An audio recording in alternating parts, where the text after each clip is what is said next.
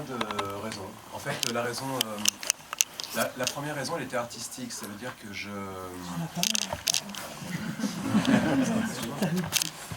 la première raison, elle était artistique, c'est parce que je savais qu'on avait 3 histoires et il fallait que je trouve un lien assez fort. Ça passait par le noir et blanc. Moi, j'avais fait un film à sketch comme ça, avec un gangster qui avait déjà ce cadrage. Vous posez une question, il y a des photos. Et donc, voilà, ça c'était un peu la première raison. Ensuite, cette banlieue, elle est très verticale. Donc, je savais qu'on aurait aussi des platines sur les murs, qu'on tournerait dans des espaces très restreints. Alors, il fallait un format fort. Tourner en scope dans des espaces très restreints, c'est compliqué parce qu'on est très vite en gros plan et ça ne marchait pas. Et puis ce format, il a quelque chose de poétique, je trouve, il force à cadrer. Il faut faire un peu attention. Comment on travaille un casting aussi varié avec des têtes qu'on connaît, des têtes qu'on ne connaît pas, et comment on travaille l'alchimie entre ces tandems presque? C'est assez marrant, moi, de travailler avec les acteurs sur ce film parce que je leur ai très peu parlé en fait. C'est presque un truc que j'ai appris doucement, très peu. Je l'ai plutôt tendance à les encourager. Ils savent, là j'avais vraiment de grands acteurs, quoi, des pointures. Donc ils savent à peu près comment, ce qu'il y a à faire et de les encourager dans leur... Moi je pense qu'un grand acteur c'est quelqu'un qui a de l'imagination. Alors j'avais envie plutôt de les encourager à en avoir encore plus. Ils sont tous très différents. C'est un film qui parle beaucoup du langage, en tout cas de la perte du langage. Donc Gustave, c'est une montagne timide, quoi. Dans la vie, il est vraiment très timide. En plus, il ne boit plus, alors il est encore plus timide qu'avant. Valéria, elle a vraiment un truc avec l'expression qui est particulier, quoi.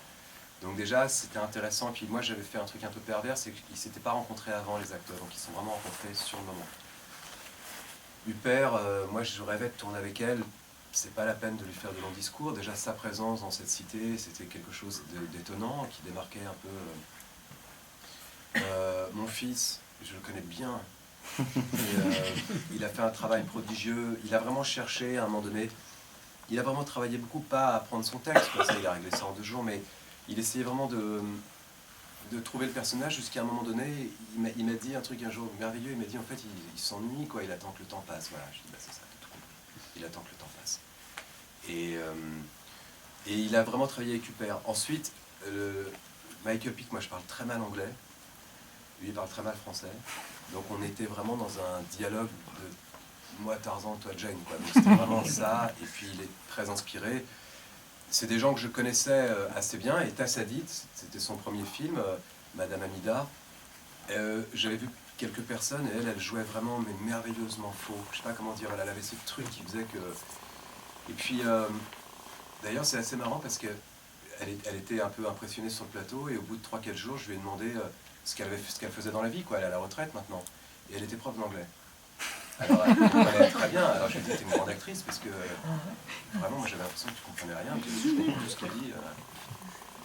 Voilà. J'ai très peu parlé aux acteurs sur ce film-là. Vraiment, je les ai laissés un peu faire, voir un peu comment eux voyaient les choses. Et souvent, ils les voyaient bien. Et moi, j'essayais qu'ils les voient encore un peu mieux, quoi.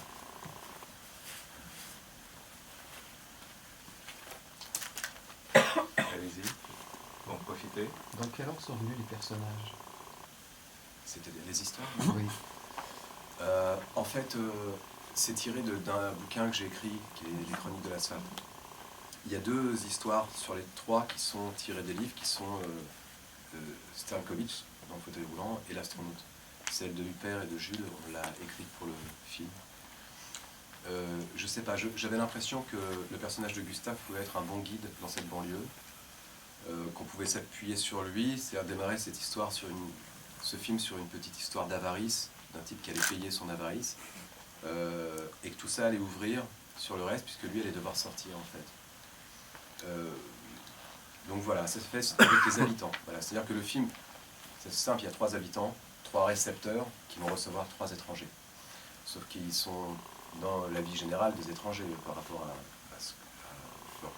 Et en fait, donc c'était d'abord de montrer un peu ces 3 personnes dans leur quotidien et dans leur ennui surtout, et surtout dans leur absence de mère maternelle, parce que moi je pense que le film parle beaucoup de ça aussi.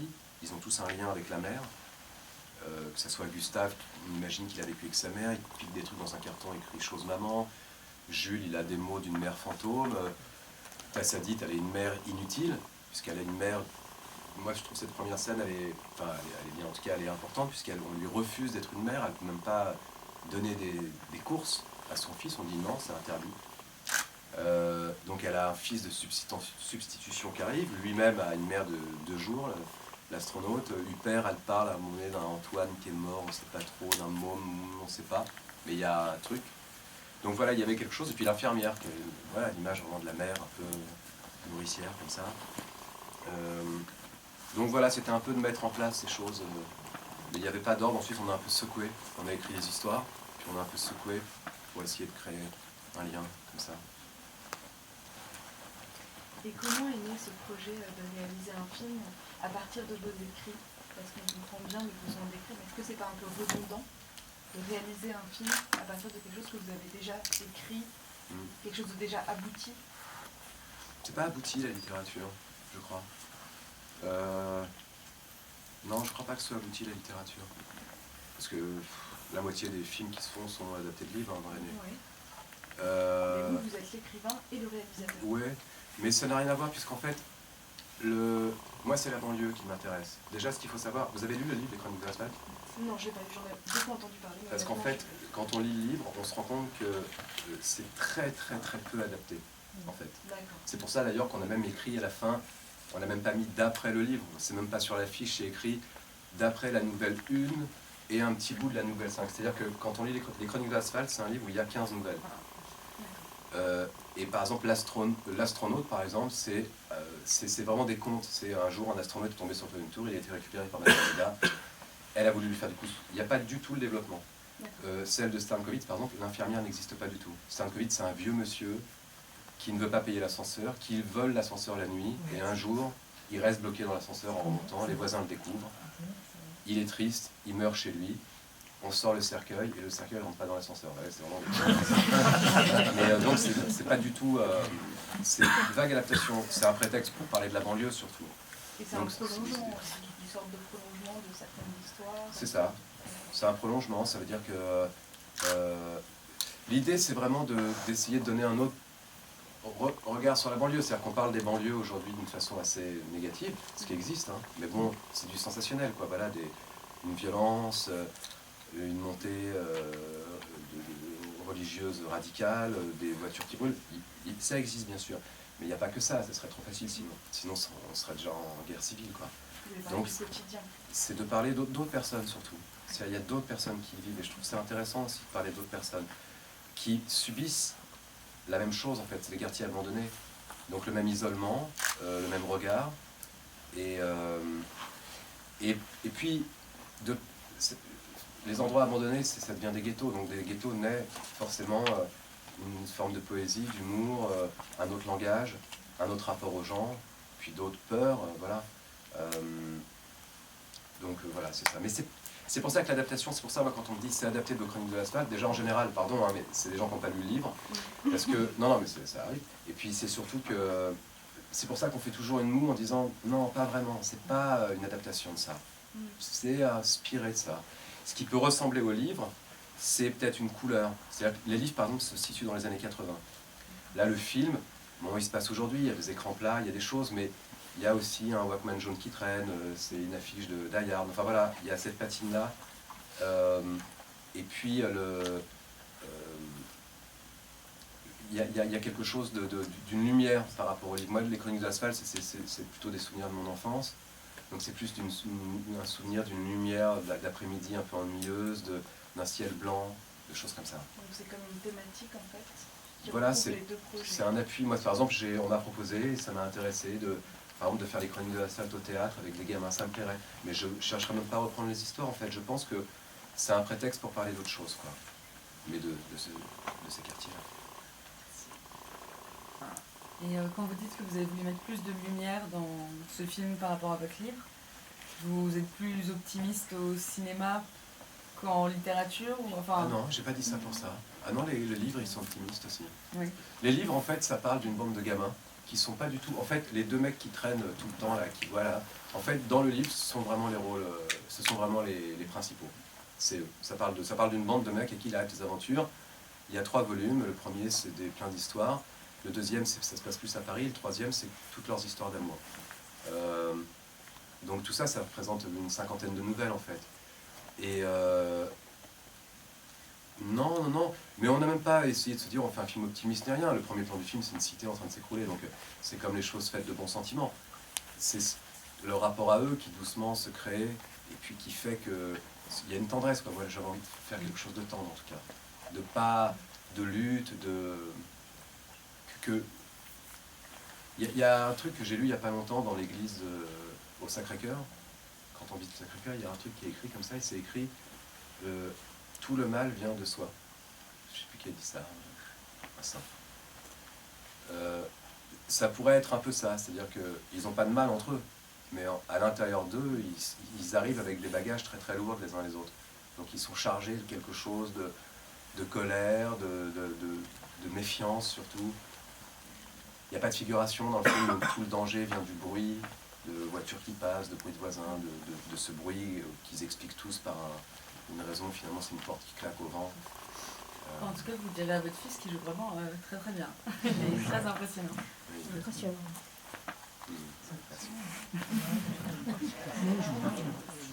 Pourquoi justement révéler la nature de ce bruit à la fin du film? Pardon. La fin, le cri, enfin c'est ce qu'ils expliquent par un cri. Pourquoi révéler à la fin justement sa nature et pas laisser planer le doute? Parce que c'était pourquoi se priver de rire un petit peu. Parce que non, c'est pas ça en fait. C'est un truc très précis. En fait, cette idée, moi, elle m'est venue après, pendant le tournage pratiquement. L'idée du cri. Déjà, c'était un lien entre les personnages. Ça les réunit. Et puis parce que je pense que d'où viennent les légendes, quoi. Voilà. Il y a plus d'endroits où viennent les légendes. C'est fini les légendes. C'était au Moyen Âge les légendes.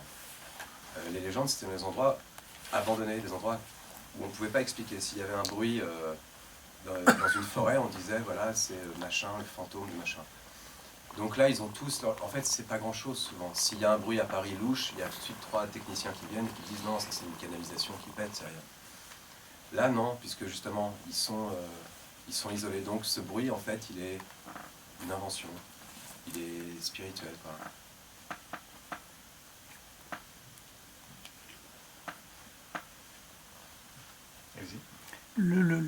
Vous parlez de la banlieue, le lieu de tournage est quand même très particulier. Vous saviez tout de suite où vous alliez tourner ou ça a été une recherche compliquée? Non, c'était compliqué. On a cherché longtemps. On a... ça dépend, en fait. Il y avait 3 façons. Où on avait plein d'argent, on aurait tourné en studio.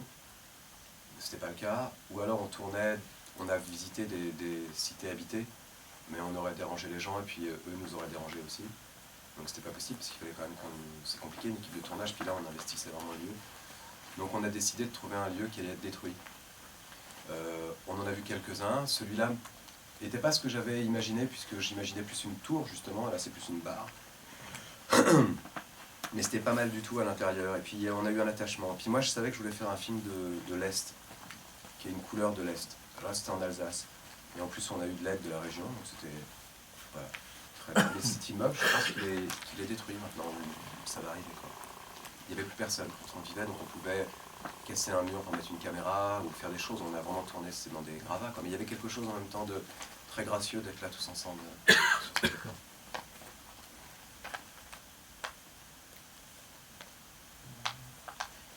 Alors, j'avais 2 questions en fait. La première question, c'était quand vous disiez que c'était un film sur le langage, enfin un peu au départ. C'est aussi un film sur la rencontre, sur des gens qui se rencontrent et qui apprennent à se connaître. Et je voulais savoir du coup si c'était un peu ça la thématique, ou si c'était une thématique voulue, ou si c'était juste parce qu'il faut bien qu'il y ait des personnages qui se croisent. Et la deuxième chose que je voulais vous demander, c'était par rapport au rapport entre la réalité et la fiction. Est-ce qu'il y avait une volonté de un peu enchanter un réel triste ou un truc comme ça? Je comprends ce que vous dites. Les rencontres, oui, elles étaient forcées. C'est un film là-dessus, de toute façon. C'est un film sur des gens qui se rencontrent. Bien sûr. ils se rencontrent sans être très sympathiques même, parce qu'ils mettent du temps à être plutôt sympathiques. Ils viennent d'endroits différents, des univers très différents. Ils ont rien, vraiment rien pour se rencontrer. Peut-être Gustave et l'infirmière, et encore. Mais le môme et l'actrice, vraiment que dalle. L'astronaute et la dame arabe, rien à voir. Donc c'était un peu... Il y a un côté... Quand on préparait le film, on disait qu'on fait un film sur la chute, des gens qui tombent. Voilà. Il y a 3 personnages qui tombent. Il y en a un qui tombe dans un fauteuil roulant, une actrice qui tombe dans la vie, et un mec qui tombe du ciel. Donc voilà. Donc comment ils tombent? Ils tombent chez des gens qui sont a priori mal vus de la société, c'est-à-dire les habitants des quartiers. Et pourtant, c'est eux qui vont les relever. Plus ou moins. En tout cas, qui vont les regarder. Il y a une phrase que j'adore d'un bouquin de Jerzy Kosinski qui s'appelle Bienvenue Mr. Chance. Je ne sais pas si vous avez lu ou vu le film. Ouais, une grande adaptation. Voilà. Donc, d'un mec qui pour la première fois sort à 45 ans de chez lui, c'est Peter Sellers. Et il dit au bout d'un moment, tant qu'on ne regarde pas les gens, ils n'existent pas. Elle est merveilleuse cette phrase parce qu'elle est à la fois optimiste et pessimiste. Ça veut dire on peut être complètement isolé, puis à un moment donné lever les yeux, décider de regarder les gens, et puis on est moins seul. Et puis ça peut être le contraire, on peut aussi fermer, dire je ne veux plus te regarder, tu n'existes pas. L'autre chose par rapport à la réalité et le rêve, moi c'est les seules choses qui m'intéressent au cinéma. Dans tout d'ailleurs, même chez les gens. Moi quand je vois un film, ce qui m'intéresse, j'ai compris ça il n'y a pas très longtemps, hein, mais c'est que j'ai envie qu'on me parle de l'état du monde, qu'on me fasse un état du monde, je me dise voilà le monde est comme ça, mais ça peut être une très grosse comédie populaire, hein, c'est pas le problème. Et que le cinéma soit proche du rêve, parce que je pense que c'est une machine qui sert à ça quand même. Donc si on arrive à avoir les deux, moi je me suis souvent planté avec ça, j'arrivais pas, c'est-à-dire ça partait pas, c'était trop ou pas. Celui-là j'ai l'impression qu'il existe pour ça aussi, c'est que il frôle avec ça, c'est la réalité qui crée du rêve. Il n'y a pas un rêve annoncé ou un personnage rêve qui est avec un nain en train de manger une pomme, c'est juste que d'un seul coup, cette réalité assez simple, légèrement décalée, fabrique une sorte de choses à peine crédibles, quoi, improbables, on va dire. Voilà. Et pourtant, encore une fois, je pense que dans ces quartiers-là, ou ailleurs, enfin dans toutes ces terres, ça existe, forcément, puisqu'il y a une sorte de poésie qui s'inscrit. On n'a pas, par exemple, dans le centre de Paris, une zone active, fermée la nuit, ça n'existe pas. Il y avait avant. Il y avait avant les halles, à Paris, par exemple, qui étaient fermées la nuit, donc ça créait une sorte de drôle d'ambiance comme ça. Quand on a une zone active en face de chez soi la nuit, c'est un territoire de jeu absolument étonnant. Les néons, la fumée, les mecs qui bossent la nuit, ça crée une autre vie, une vie alternative, quoi. C'est ces choses-là, moi, qui m'intéressaient dans le film. Je ne sais pas si j'ai bien répondu à votre question.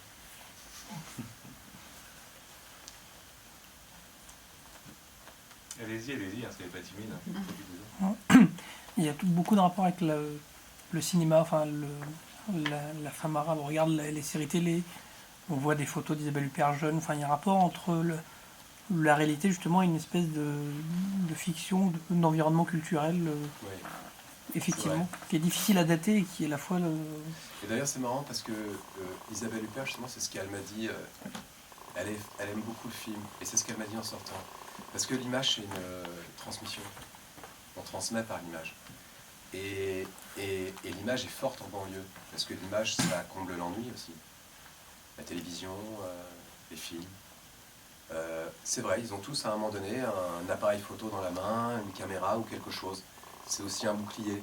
Les Jules et Gustave s'en servent vraiment comme d'un bouclier. Ces deux moments, ces deux scènes de fin qui sont presque collées, elles servent à ça. C'est-à-dire Jules qui ne baisse pas sa caméra pendant qu'elle lui parle de la mer qui doit le toucher lui, et Gustave qui se protège d'elle dans un appareil photo sans pellicule pour lui dire 2-3 trucs, quoi. C'est vrai qu'on est un peu fort derrière une caméra. D'ailleurs, moi, à chaque fois que j'entends qu'un photographe ou un reporter est mort, j'espère toujours qu'il est mort derrière sa caméra ou son objectif, parce que c'est sûr que c'est moins violent. C'est sûr qu'il y a quelque chose et d'ailleurs, c'est plus risqué aussi, mais il y a toujours quelque chose par rapport à ça.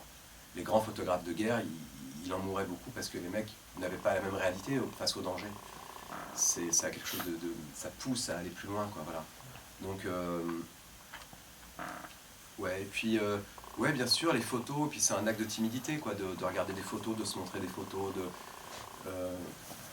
c'est vrai qu'il y a beaucoup de ça dans le film, ouais.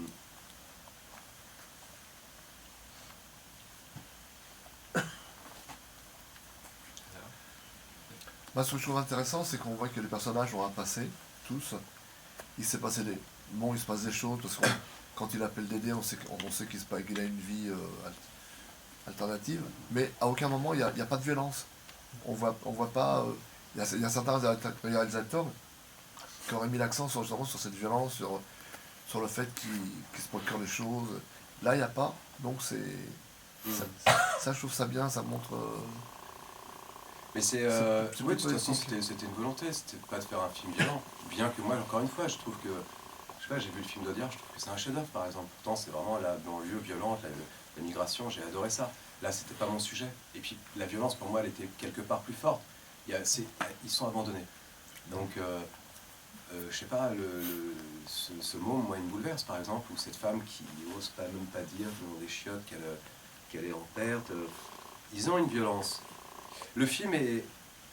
Il y a un truc qui me fascine en ce moment, en fait, c'est le cinéma et la télévision. Je trouve ça intéressant. Enfin, les séries. Moi, je me suis mis à regarder beaucoup de séries. Je ne regardais pas avant.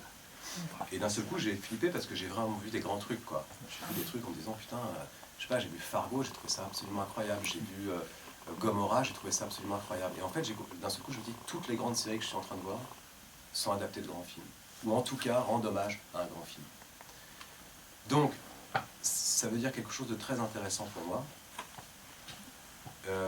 Ça veut dire que pour la première fois depuis longtemps, le cinéma doit se réinspirer de lui-même. Et la télé l'aide à ça. C'est-à-dire que quand on voit même celui qui a commencé à lancer ça, c'est Lynch avec Twin Peaks, Métro Détective, vraiment, merci David Lynch à genoux.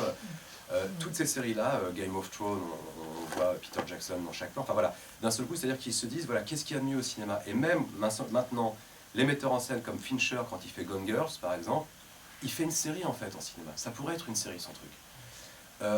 Donc ça devient vraiment intéressant. Donc moi, ce film, j'avais cette espèce d'influence de me dire, ça me permet quelque chose de très fort. Dans la série, la psychologie expliquée autrement. On n'a pas de transition, on n'a plus de mecs qui mettent 2 heures à rentrer. Avant, il y avait un truc comme ça, il fallait faire des stock shots, montrer l'immeuble, revenir. Le mec, il y avait vraiment une sorte de ralentissement, ça a accéléré les choses. Alors moi, je ne dis pas, je veux que le cinéma vive, mais en tout cas, j'ai l'impression qu'il y a un endroit où ça lui a rendu service, parce que ça lui a montré que le cinéma avait fait des auteurs, surtout dans les années 80, qui étaient délirants, et qui devaient se réinspirer de ça. Voilà, donc, avec mon scénariste, quand on a écrit ce film, et ensuite au montage tout le temps, avec les producteurs, tout le monde, on s'est dit comment on peut faire pour toujours être dans l'action, dans l'information, en fait, voilà. Si on n'a pas quelque chose d'informatif, on ne le mettra pas. On a coupé beaucoup de scènes du film, des choses qu'on a tournées. On a filmé beaucoup d'ennuis des acteurs, il y avait beaucoup de scènes de Michael Pitt qui était dans la chambre de Madame Amida, qui a regardé une photo, Jules, encore une fois, qui avait un autre mot de sa mère, mais on le sait tout ça. Donc il faut qu'on avance. Voilà, je me suis un peu éloigné de votre question, mais... Et puis ce que je trouve intéressant, c'est que quand tu regardes la série, c'est Amour, gloire et beauté. Moi, je suis allé à Montréal il y a quelques années, et j'avais une amie au Québec, il passe en même temps qu'en France la série. Je veux dire, et à regarder à l'enregistrer en même temps sur une chaîne américaine qui passait 10 ans plus tard. Ouais, c'est ça, ouais. Et on voyait les acteurs, qu'il y avait une différence le matin quand tu regardais. Ouais, c'est ça. Et soir, plus tard, ils avaient pris un cercle de vieux, je veux dire. C'était mort, même. Mais j'ai bien très bien, j'ai connu ça. Ouais, c'est vrai. Et puis les acteurs, ils tombent dans la drogue, ils font 200 kilos, après ils en font 50 kilos. C'est fou de voir des séries d'un coup, ça fait un choc. De voir 10 ans de séries d'un coup, c'est incroyable. Elle a encore une ou deux questions. Ouais, de faire tourner son fils, comment on travaille sur un plateau avec son fils? Moi, je redoutais un peu parce que je voulais lui foutre la paix. Et puis, en fait, le personnage était beaucoup plus jeune au début. Donc, je pensais pas à lui. Et puis, un des producteurs a insisté à un moment donné quand j'ai décidé de vieillir un peu. J'étais pas trop pour, franchement. Parce que, je sais pas, c'était une responsabilité. Moi, je disais, si on fait un navet, pour lui, c'est terrible. Il a en plus un petit peu envie de devenir acteur, même un peu avant ça. Il prend des cours de théâtre. Enfin, il fait ses études, mais... Bon voilà quoi, je voulais plutôt lui foutre la paix, me dire je vais pas... Bon. Et on a fait des essais vraiment catastrophiques, c'est ma fille qui filmait avec un téléphone, elle a 8 ans, pour lui c'était atroce. Il a été merveilleux, vraiment merveilleux, il a travaillé, s'il a quelque... On dit souvent les enfants de la balle, tout ça là, lui, il vient d'une belle famille, Jules. Ça fait son grand-père, sa mère, moi, il a connu les plateaux tout petits. Il a surtout vu des gens qui travaillaient beaucoup, parce qu'on travaille beaucoup. Moi, je travaille tout le temps. Son grand-père, Jean-Louis, c'est un mec qui a un respect pour son métier qui est époustouflant, qui a une humilité époustouflante. Sa mère l'avait aussi. Et en fait, donc il a compris surtout qu'il fallait qu'il bosse très fort. Alors il a travaillé. Voilà. À partir du moment où il a travaillé, c'est très bien. Bien sûr qu'on peut avoir peur, on peut se dire, c'est quelqu'un que j'aime, je vais être plus exigeant, plus dur, ou au contraire, je vais pas oser lui dire, mais ça s'est pas produit. C'était très doux, j'étais heureux qu'il soit là, surtout. Et puis surtout, il était bon, il était très bon tout de suite. Et puis on le trouvait tous très bons.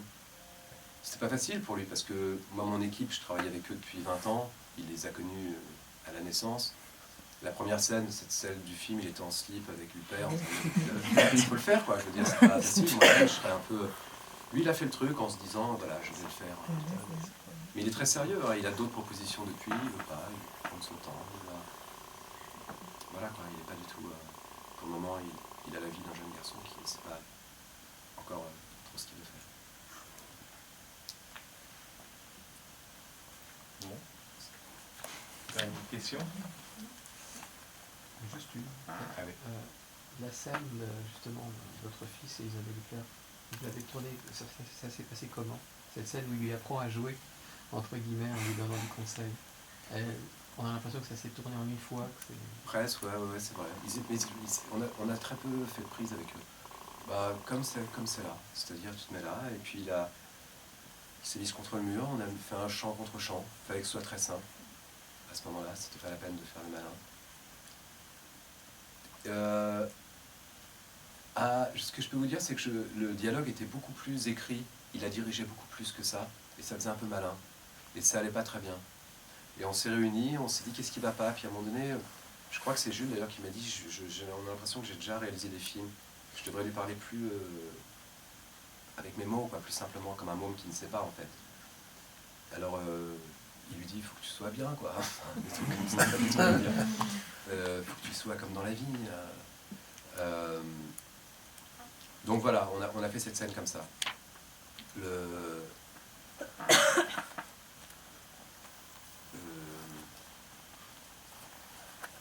Huppert, elle a lâché à un moment donné.